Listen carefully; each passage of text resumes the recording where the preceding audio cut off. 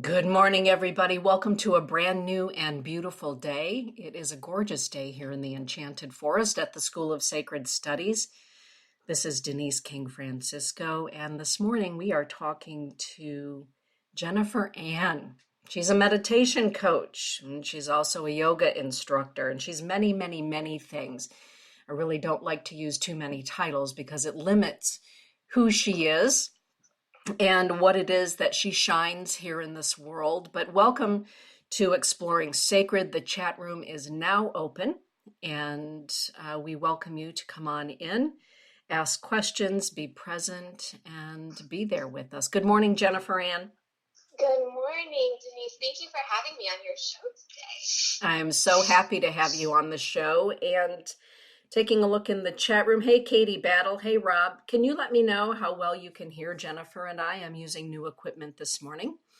So if you could let me know how we are doing with regard to sound, that would be fantastic.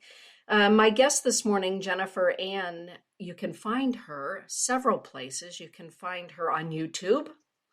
Daily Meds with Jennifer Ann is her YouTube channel, and beembodiednow.com is the website for her and her husband. They are the owners of Be Embodied Now. And what is Be Embodied Now, Jennifer? What does that mean to you? Well, I was trying to get the Eastern perspective of yoga into a way that I could share with the Western world, because it's been a little bit misconstrued and we've taken things that we want and left the others. And I learned that after living in India for 3 years and getting immersed in the culture. And so that was, the title was just trying to convey that message. So talk to me about living in India for 3 years. How did that enhance your spiritual path, or did it bring a different path to you entirely? What was that experience like for you as somebody who facilitates meditation and wellness? Yeah, well, you know, because you have traveled to many sacred grounds. I've seen your pictures on Facebook. But it's like that when your soul reconnects with a part of the earth or a location that it is deeply connected to. You feel at home. And more than that, actually, Mother India herself is a teacher. And so when we are connected with her, grounded on her, or with her in any way, whether we're reading about it or actually living there and visiting, she's a great teacher to remind us of many things that we've forgotten in this current time. And so, yeah, she's a teacher. That's what I can say about India. And do you go back periodically to be on the land and with the people? We have been in America for 1.5 years, and so my husband just got back. He was there for a month, but I stayed. We're just creating a community here, and so it's hard for us both to leave, but he did go back and visit after 1.5 years of being here in America, in Michigan. And what do you feel that going to India and coming back here to Michigan, what do you feel the gift is that was brought back with you? What did Mother India gift you with so that you could gift it to us, do you feel? Perspective and vision, really. When you're immersed in one single culture, if you live in a small town in America your whole life, you know that reality as being what is true. And going to India, she's really given me more understanding of myself and how I react to difficult situations, but also different ways that I could see the world or change my perspective. Mm-hmm. I like that. And how do you feel about how well it's been received in Michigan?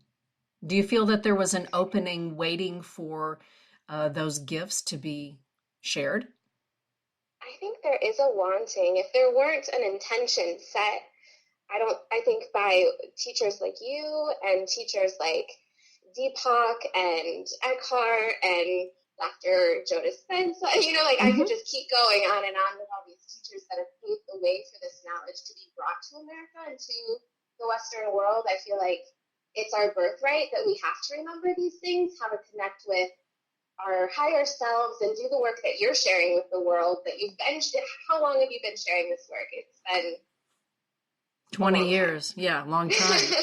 A very So long time. thankfully, yes, thankfully, you have opened the energetic doorways for this new what's coming to come in. And it's just an aspect that I feel called towards. And I love this work. And I'm really happy to be in a community and be surrounded by others that look at the world in this way, seeing angels and spirit guides and connecting to their truth again and again through the breath. It's just it's been quite a adventure, but I definitely believe that the intention or the desire is here, and so it's just moving through us. We're just the vessels, right? And so it's just God's work in this world that we're bringing light back to a dark planet. So it's really exciting and humbling to be here.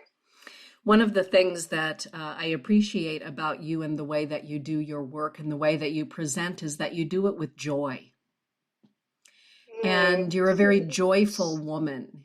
And that's very present in who you are, the way that you speak, and just really in just who you are. There's a sense of joy. It's a quiet joy. Sometimes it's an exuberant joy.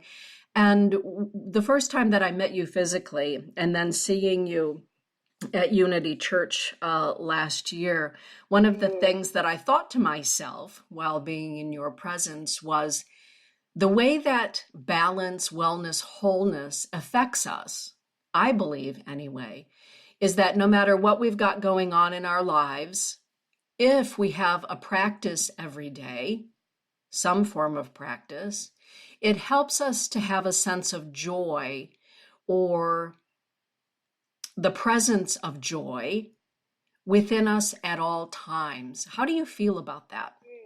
That's beautiful. I love that you say that. I would like to share something with you and with those that are listening here.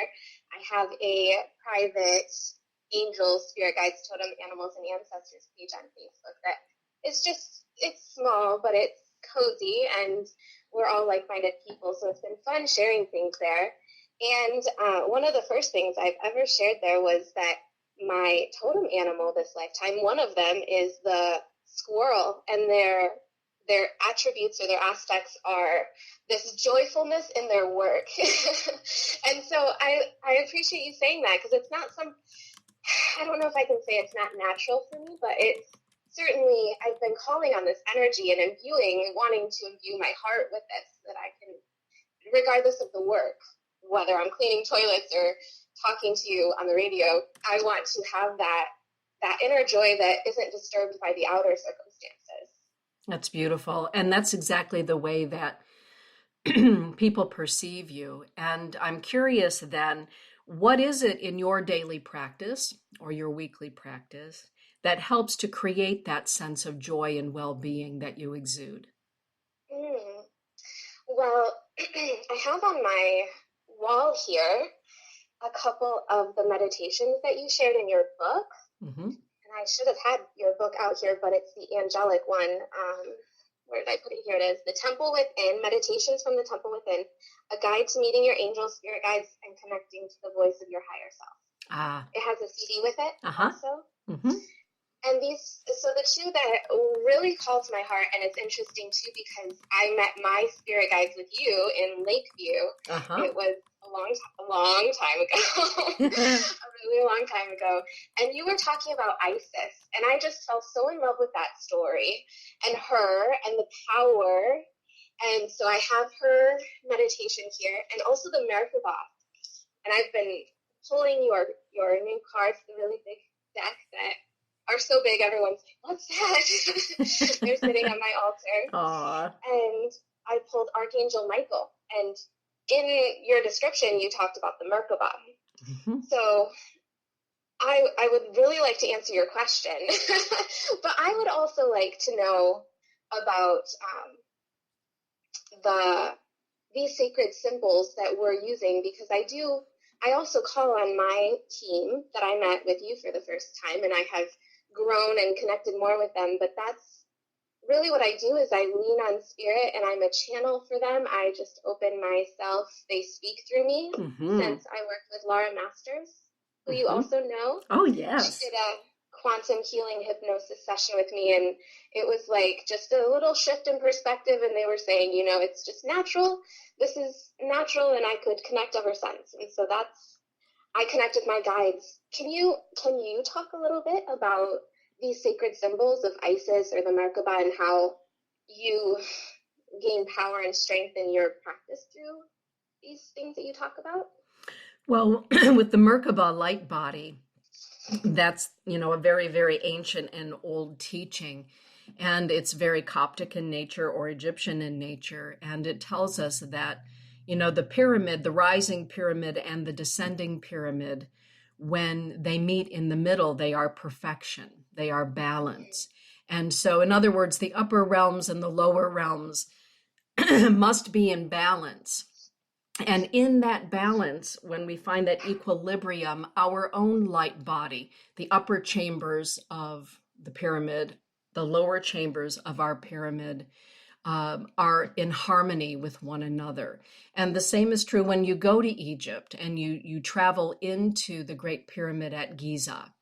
And first and foremost, you make your way through the Queen's Chamber and ever upward into the King's Chamber, where ceremony is held. And we all know that the heights to which we can ascend are always matched by the depths to which we are able to descend. So following the journey upward into the King's Chamber of the Great Pyramid, we make our way down into the pit of the Great Pyramid, which is located, of course, underground and in alignment with the King's Chamber. And so the teaching is that we must be able to go deep in order to fly high.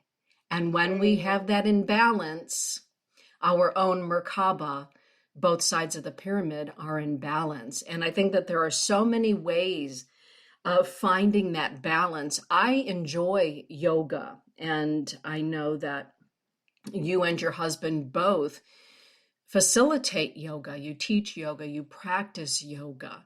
What do you say to the people, Jennifer, who are listening to us right now and they think, I don't know anything about Merkabas or Egypt or this yoga, and I'm just listening to these two ladies for the first time because I want to know more about that. And I'm just, an everyday person doing my thing. And is it possible for me to do yoga? And where would I even begin with yoga, let alone meditation? What a good question. I do often not think about these other perspectives. It's normal, right? We connect with our guides and we are connected. So yeah, really good question. Well, first of all, I would say yoga is not what you think it is.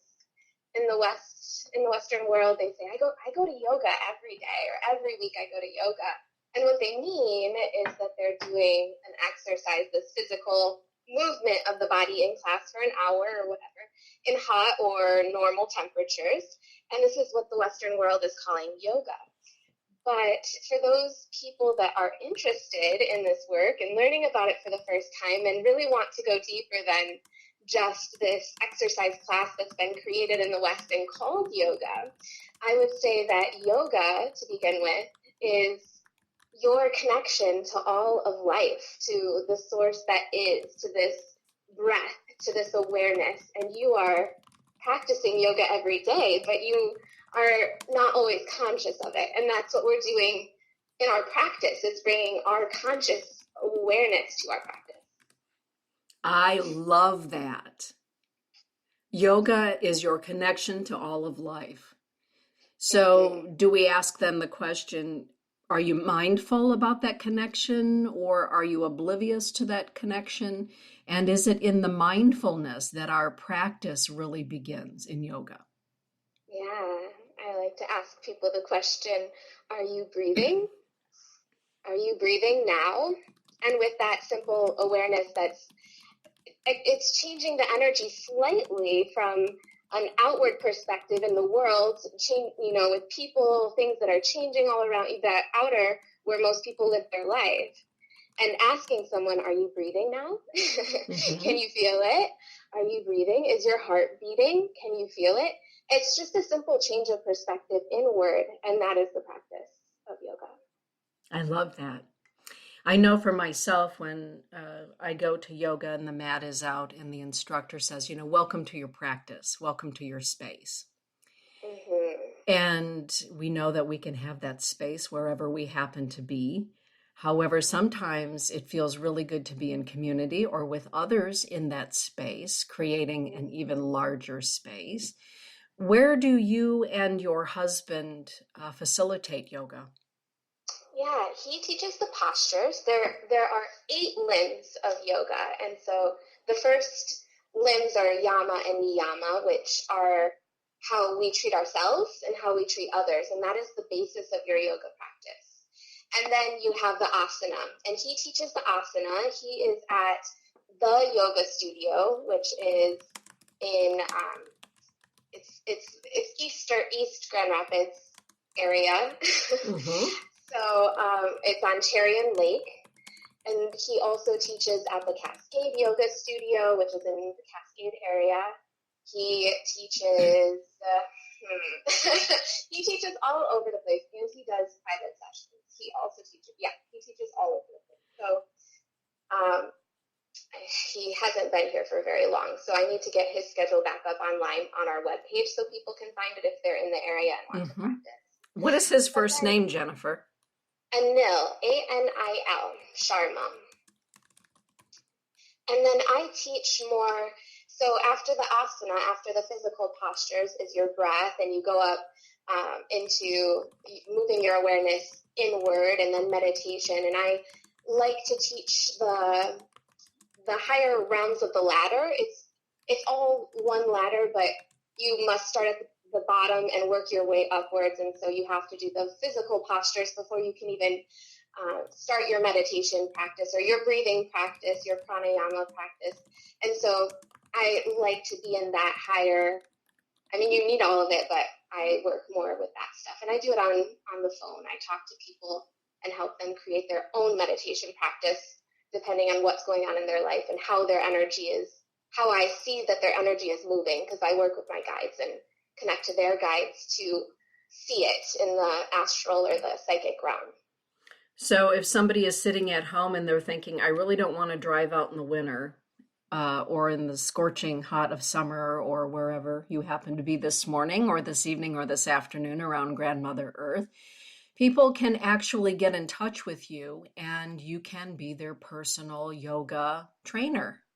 Meditation coach. Yeah, my husband does the asana yoga. So Uh-huh. I don't know, it gets confusing because most people think of asana as yoga. And so I also use that word for the physical posture. So he Okay. teaches that. Mm-hmm. And he does that in person. And then, yes, I offer 3 sessions at a time. So before I first started offering just one session, and people thought it was really cool and they had a meditation.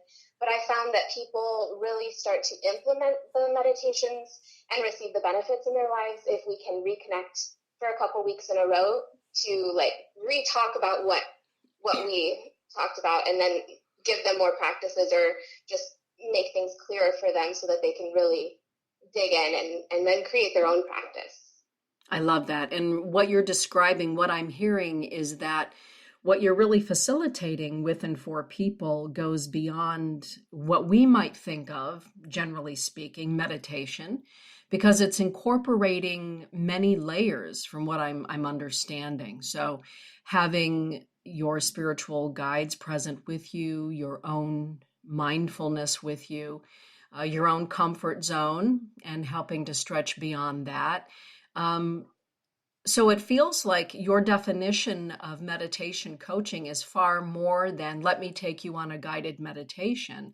It seems as though it's very personal and that it's created for every individual based on their needs and what they're searching for to help improve balance and harmony in their life. I think is the best way I can say it. Does that ring Yeah. true for you? Yeah, well, as you know, we didn't come to this life experience, this physical incarnation alone.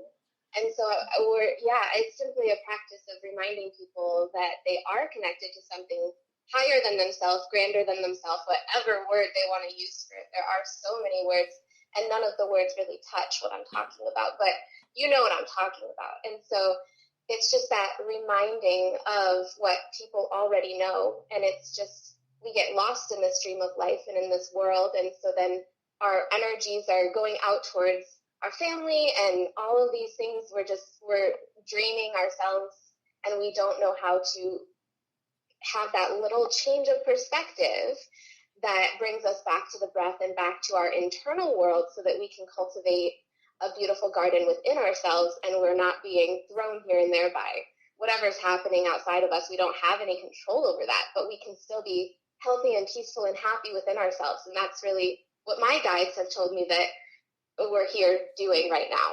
That's our work. I like that. And what do you say to people who have a belief that says, oh, I just don't have time for meditation. I don't have the right equipment. I don't look good in meditation or yoga clothes. I don't have a half hour, 45 minutes in my life to just sit and ponder the workings of my inner world. You and I both know that, there are people who feel that way because they don't completely perhaps understand the varieties of meditation or the ways that we can get in touch with our inner world. What do you say to those people about the fact that sometimes it can just be really simple? Well, yeah.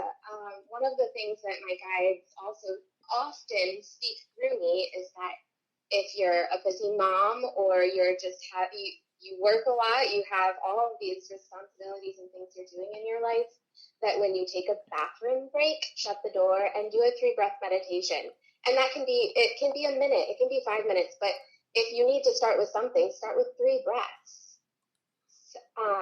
So let's talk about that for a moment, Jennifer, taking 3 breaths. Sure. When people hear you say that, I know because people have asked me, okay, so Denise, what does that mean? And how do you take a deep breath? Is it in through the nose, out through the mouth, in and out of the nose, in and out of the mouth? What specifically are we supposed to do in deep breathing? Would you talk about that for a moment? Yeah, I was just going, it's 10:23, and one of my favorite angel numbers is the 1, 2, 3, 4, 10:23, 4, 5, I love those. So I just feel like we're so connected and protected right now. So before you even ask that question, my guides are like, can we come talk? Because is it too weird if I channel my guides and allow them to see? They know way more than I do. I ask them questions because I struggle with absolutely everything that everyone else does. And so if you wouldn't mind, and if you think people are open to it, can I just ask them what 3-breath meditation we could do, and they can speak to the energies of the people that are currently watching so that they can benefit the most? Absolutely. Let's do that. And thank you. Sure. One moment, please. Whenever I get started, I always ask to be grounded and protected in the light. This is something that my teacher, Denise, has taught me, and it's really important to first be grounded. In the yogic tradition, they always worship Lord Ganesha first, and he's simply a symbol of this grounded nature that we must first be in before connecting to these higher realms of existence. So if you'd like to repeat mentally also with me as I do out loud, I am grounded and I am protected in the light. We'll breathe a deep breath in there to be fully grounded. And then I will call in my spirit team, and I will invite in your spirit teams as well, all of those that are listening. I think they also enjoy being in community, and so as we invite them with our intention through our heart center to join us, we are opening the energetic doors to them, joining us in our life, in a daily life situation, but also here and now as you listen, wherever you are, whether you're listening live or to the recording. We open our hearts, and I'll be quiet for a moment. Please take a few deep breaths.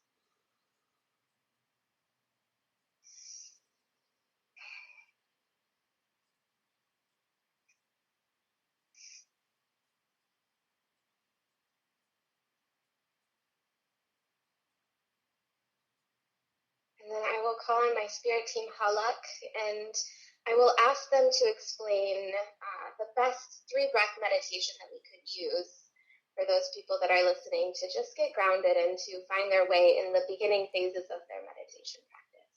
One moment.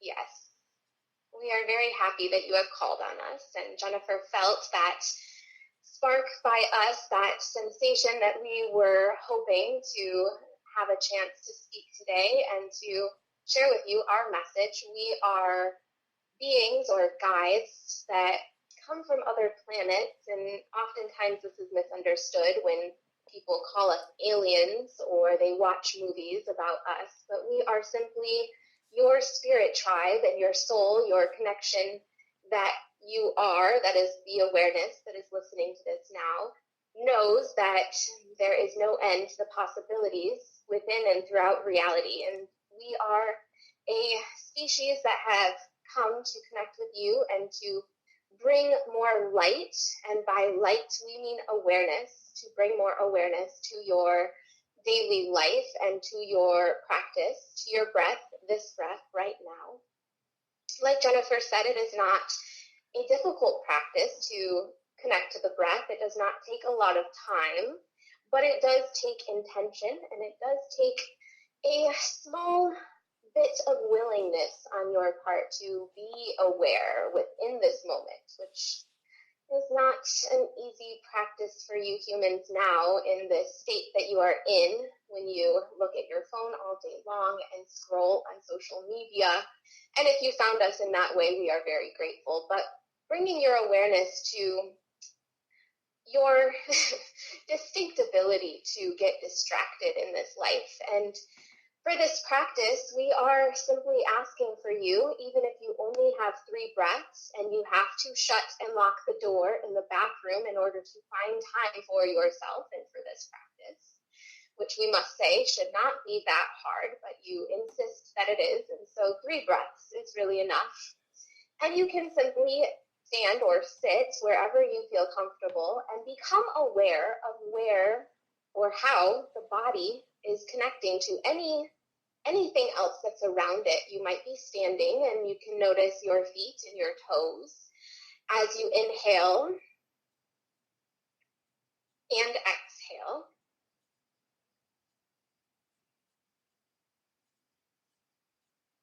And then you can also notice the clothes that are touching your shoulders and your back as you inhale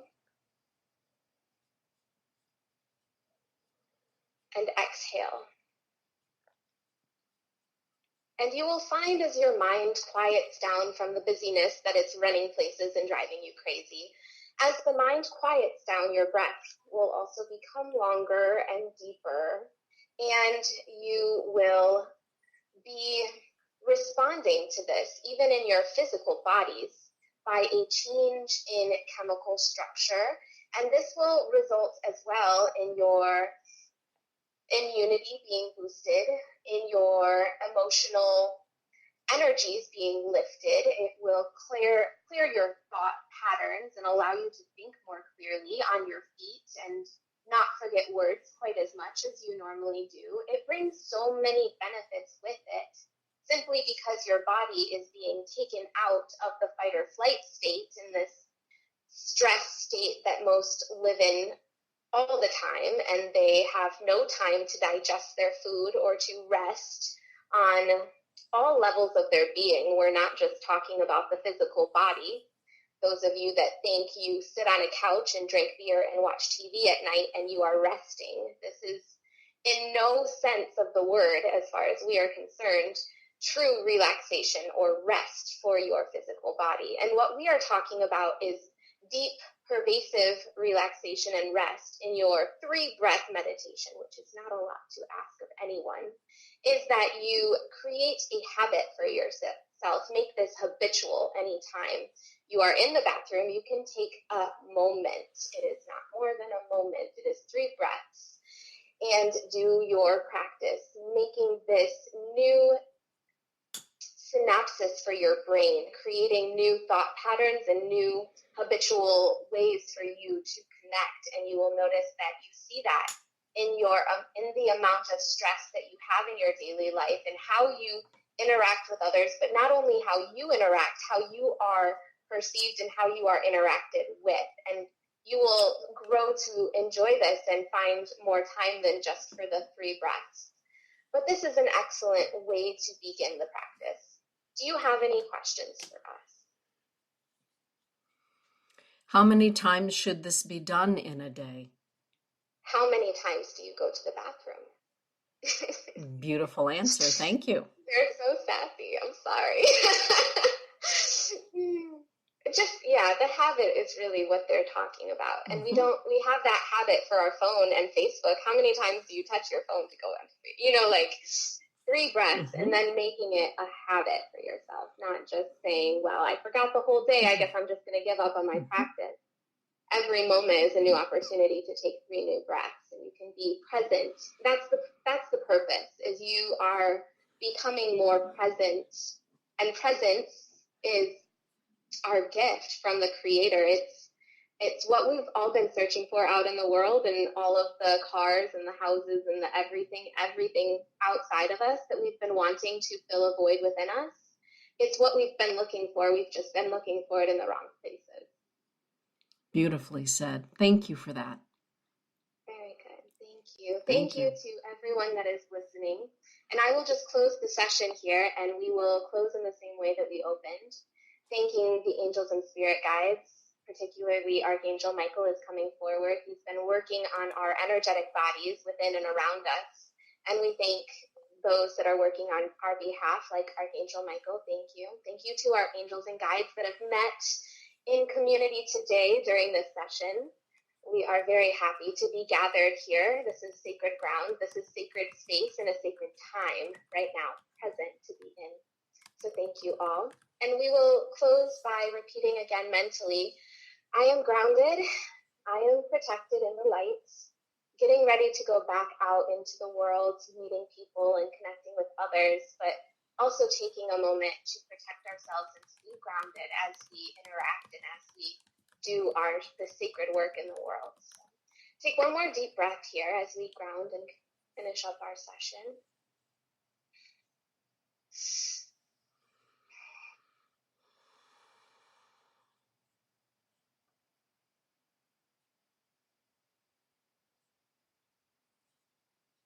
Thank you. Thank you so much for letting them speak through me. I don't speak like that. So it's fun to connect with them. Well, and it's great to hear practical information, because what came through was very practical and useful and serious, yet fun-loving. And I believe that's how communication with spirit should be empowering. Katie in the chat room is saying, thank you so much for educating us. Well, it's not education, it's just a remembering, really. It's in your soul. It's when you listen to it and you're like, yes, yes, yes, and you just feel your spirit like so excited about the information. You just know it's true. It's just that remembrance within you that we're here gathering to do, right? I love that. Well, Jennifer, as we wrap up today's show, I want to thank you so much for the light that you shine here on the earth and beyond, and for taking time out of your morning, to be present with everybody and to remind everyone to simply be present. And there are many ways of doing so. So as we close, everyone, if you would like to find Jennifer, and I know that you would, she is present on Facebook. What's the name of your Facebook page, Jennifer? I'm Jennifer Ann. If you want to follow me, I have not been very good about that as far as business. Okay. But YouTube, you will be a guest on my YouTube channel next week or later on this month. And so that's a fun place. And I wanted to talk about Patreon too for you, because you have created just the most amazing supportive community, and being a part of that now is so easy. Would you like to share with them about your Patreon page? I know a lot of my friends that would be interested as well. I do have a Patreon page, thanks to Jennifer Ann, who is bringing this old gal up to speed with regard to new technology and new ways of being in community. And so on patreon.com, if you visit the Temple Within and the School of Sacred Studies, you will find me there. And Patreon works in a way that allows me to gift everyone who becomes an official patron for $10 a month with a free class or a free exercise, sacred exercise of some sort, whatever it is that Spirit leads me to share with all of my Patreons, as well as discounts on all of the classes that I teach here at the School of Sacred Studies. And as my Lakota family always reminds me, having giveaways is always a great good thing. And I love doing giveaways. So, particularly with my Patreons, I love being able to share what it is that I have. So we have fun by giving away something. Maybe it's a class, maybe it's a deck of the new 13 illuminated angels, but it's going to be always something. And basically, Patreon is my way of giving gratitude and being in gratitude for all of these years of the support of the support of all of you, because as Jennifer knows, without those that support our work, although we may enjoy our work privately, the joy comes from being able to share our work with others. So thank you for that, Jennifer. Oh, that is so beautiful. Thank you. Thank you so much for having me. Thank you for those that are tuning in and connecting with us. I'm just so grateful. Thank you. Blessings be, everybody. Get out there and do what it is that you know how to do, and that is shine as only you can shine. Blessings be, everyone. Have a great day, Jennifer. Thank you. Bye-bye.